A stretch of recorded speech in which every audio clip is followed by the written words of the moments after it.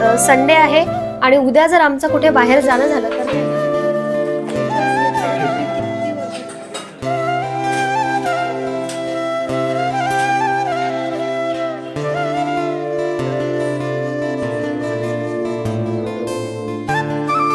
Frame लावली ना तर ही जागा पण भरल्यासारखी वाटेल आणि छान पण दिसते। हाय एव्हरीवन, नमस्कार, शुभ सकाळ आणि परत सगळ्यांचं खूप खूप मनापासून स्वागत। आय होप तुम्ही सगळे मस्त आणि मजेतच असाल।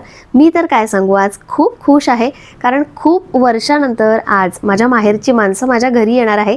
3 वर्षापेक्षा जास्त झाले आहेत। जेव्हा या घराचं वास्तू झालं होतं ना तेव्हा सगळेजण आले होते आणि त्यानंतर मग आत्ता कुठे येत आहेत। आणि मध्ये मध्ये तुम्ही पण मला विचारत होते ना की तुझ्या माहेरचं कोणी येत नाही, तुझ्या सासरचं कोणी येत नाही, तर बघा आता आज माझ्या माहेरची माणसं येणार आहे। नक्की बघा आणि यापुढे खरंच हा प्रश्न विचारू नका की तुझ्याकडे तुझ्या माहेरची माणसं येत नाहीत का। सो मस्त हेअर वॉश केला होता आणि आज खरं सांगू म्हणजे सकाळी उठणं तर नाही झालं। प्लॅनिंग खूप होतं की सकाळी उठायचं, पटपट करायचं, पण नाही, सुट्टीचा दिवस म्हटला की माझी झोप सकाळी लवकर पूर्ण होत नाही। मी असा विचार करते की थोडं उशिरा उठायचं आणि मग त्यानंतर टाइमपास न करता कामांना लागायचं।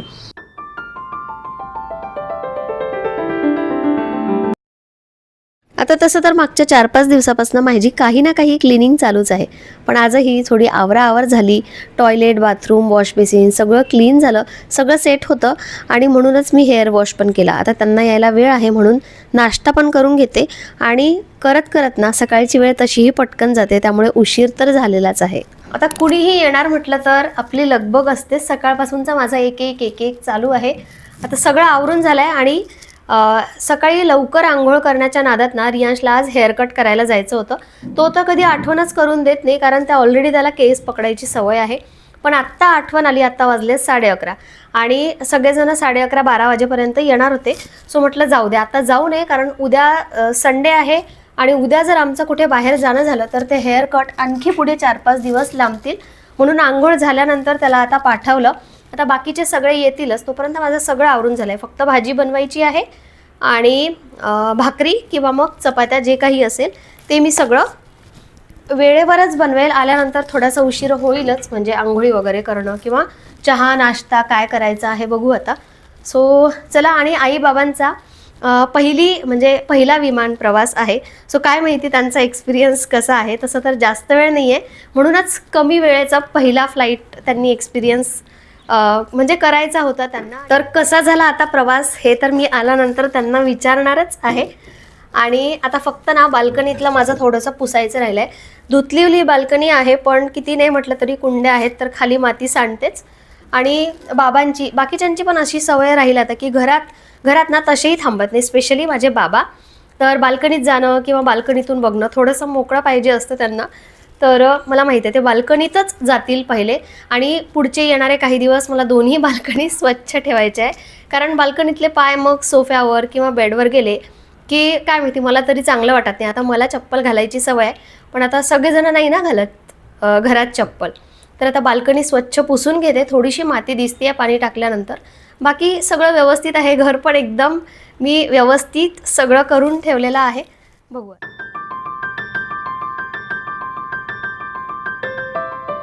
बघा, करेक्ट 12 वाजलेत आणि सगळेजण आलेले आहेत। आल्यानंतर पहिले तर आई हॉललाच बघायला लागली कारण जेव्हा वास्तू होतं तेव्हा सगळं ओपन होतं, तेव्हा इतका मोठा हॉल दिसत होता।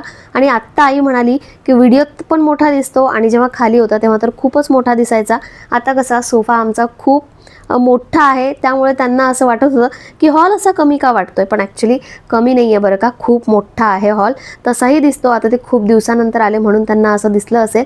तर आई, बाबा, सुजित आणि स्नेहल म्हणजे माझा भाऊ आणि माझी वहिनी, तर असे 4 जण आलेले आहेत। आणि फ्लाईटनी आले आहेत त्यामुळे एवढं काही थकले नव्हते, पण रात्रीचं उठणं झालं म्हणजे अमरावतीवरून फ्लाईट नाही आहे, त्यांना नागपूरला यावं लागलं आणि नागपूरवरून मग इकडे। आता फ्लाईटचं ट्रॅव्हल जरी 1-1.5 तासाचं असलं ना तरी ते सकाळपासून 4 वाजतापासून निघालेले आहेत।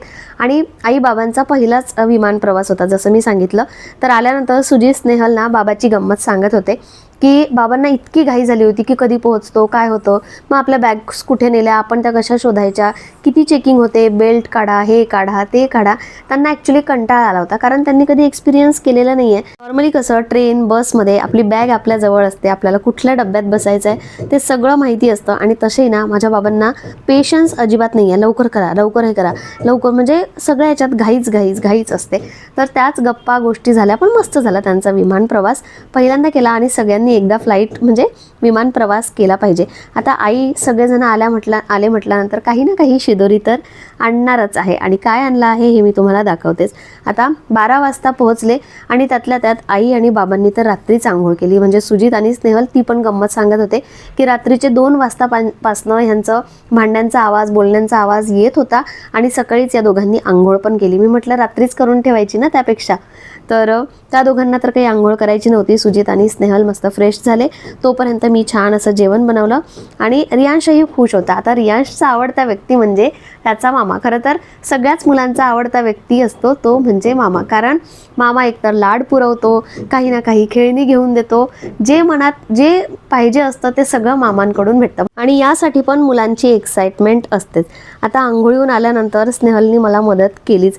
चपात्या करायच्या होत्या, भाकरी पण करायच्या होत्या आणि म्हणूनच मी हे गरम गरम करायचं ठरवलं होतं. कारण आई बाबा भाकरी खातील, काही जण चपात्या खातील, म्हणून भाकरी चपाती बनवल्या आणि त्यानंतर मस्त एक टीव्हीवर मूवी लावली आणि सगळ्यांनी मिळून जेवण केलं.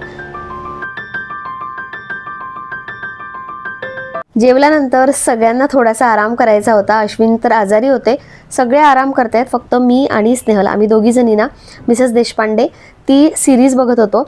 आणि बघता बघता तिने माझ्यासाठी ना एक गिफ्ट आणलं आहे.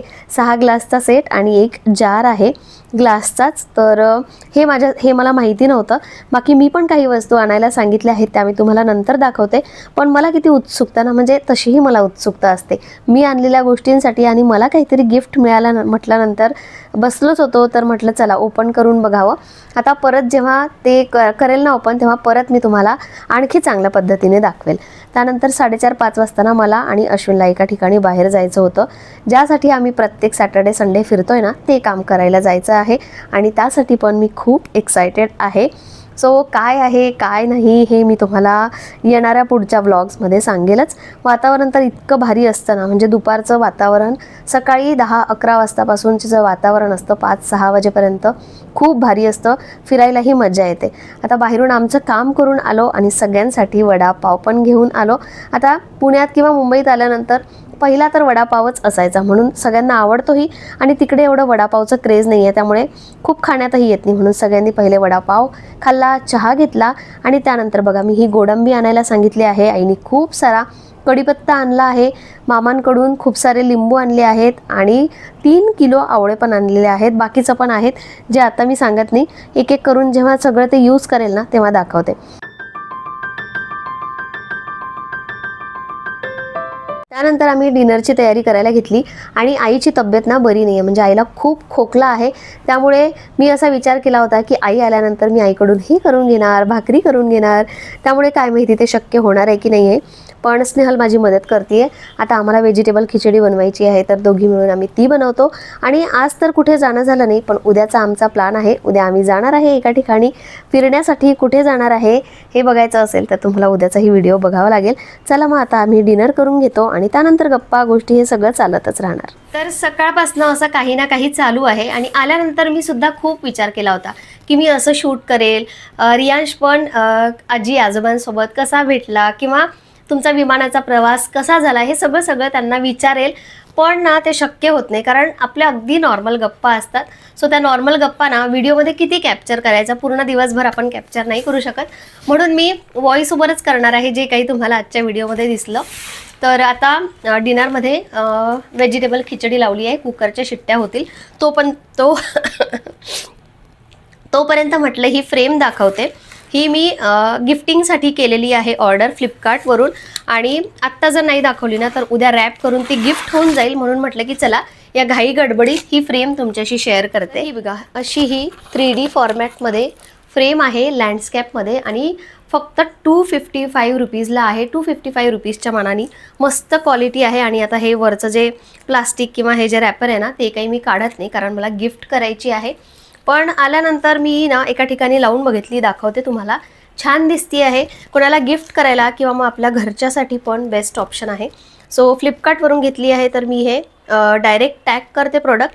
आणि यासारख्या ना बऱ्याचशा फ्रेम होत्या, पण मला डक डिअर हे जरा जास्त आवडतं. सो 3D फॉर्मॅट पण दिसतं आणि स्वस्त पण आहे. लावून दाखवते की मला कुठेही लावायची असेल तर मी कुठे लावणार. ही जी फ्रेम आहे ना, कधी कधी वाटतं की हा लाईट काढून टाकायचा आणि इथे ना मस्त असं वॉलपेपर लावायचं, पण हा लाईट म्हणजे वापरला पण नाही आहे, तेवढं मी लावत पण नाही तो. पण असो, यावर जर अशी लँडस्केप फ्रेम लावली ना तर ही जागा पण भरल्यासारखी वाटेल आणि छान पण दिसते. सो मी जर घेतली अशा टाईपची तर मी इथे लावेल. आणि अशीच जागा असेल तुमच्याकडे एखादी तर हे मस्त ऑप्शन आहे. तर मी आता हे रॅप करून ठेवते, कारण उद्या गिफ्टिंगसाठी मला ही द्यायची आहे. आणि दिवस कसा गेला माहिती पडलं नाही. जे आमचं महत्त्वाचं काम होतं ते पण आज आम्ही करून आलेलो आहे. ज्या कामासाठी सॅटर्डे संडे फिरत होतो, तुमच्याशी पण कितीदा शेअर केलेलं आहे. सो ते काम झालं आहे आणि लवकरच मी तुमच्याशी शेअर करेल की काय आहे. मी तर एक्सायटेड आहेच आणि असं वाटतं की लवकर तुमच्याशी शेअर करावं, पण काम झाल्याशिवाय मी शेअरही करू शकत नाही. सो नक्की येणाऱ्या काही दिवसांमध्ये मी तुमच्याशी शेअर करेल. आणि आत्ता काही मी शूट करत नाही आहे, कारण आता फक्त डिनर करायचं आहे. झालंच तर आम्ही थोडंसं बाहेर वॉक करण्यासाठी जाऊ सगळेजणं. आणि आईची तब्येत बरी नाही आहे, अश्विनची पण तब्येत बरी नाही आहे. म्हणजे तो खोकला, ती ठसक, त्यानंतर बरंच नाही वाटत.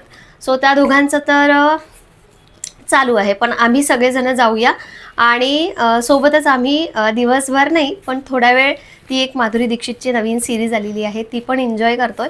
सो अशा गप्पा गोष्टी, जेवण आणि जे सामान आणलंय ते पण मी तुम्हाला दाखवलं की तिकडून आल्यानंतर काहीतरी शिदोरी ही असतेच, न सांगता पण आणलेली असते. आणि काही गोष्टी तर मी स्वतःहून सांगितलेल्या होत्या.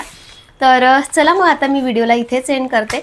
आय डोंट नो व्हिडिओ मोठा झाला आहे छोटा झाला आहे, पण असो आता मला काही शूट करायचं नाही आहे. आणि कसं आहे, मी प्रत्येक वेळी कॅमेरा लावला ना की मला असं वाटतं की समोरचा व्यक्ती कम्फर्टेबल आहे की नाही. उगाचच मी जेवताना किंवा काहीतरी करताना असं व्हिडिओ प्रत्येक वेळी नाही लावायचा आहे मला. सो पहिला दिवस आहे, उद्यापासून बघूया काय करता येईल. करायचं तर खूप काही असतं, पण ते सगळं नॅचरली झालं पाहिजे असंही वाटतं, कारण कॅमेरा लावून ते सगळं नॅचरली ना होत नाही कधी कधी. सो चला मग आता आजचा व्हिडिओ कसा वाटला नक्की मला कमेंट करून सांगा. आय होप तुम्हाला आवडेल, आणि आवडला असेल तर लाईकसोबतच हाईप पण करत जा, म्हणजे आणखी लोकांपर्यंत तो व्हिडिओ पोहोचेल. चला उद्या भेटूया परत एका छानशा नवीन व्हिडिओमध्ये. तोपर्यंत बाय बाय.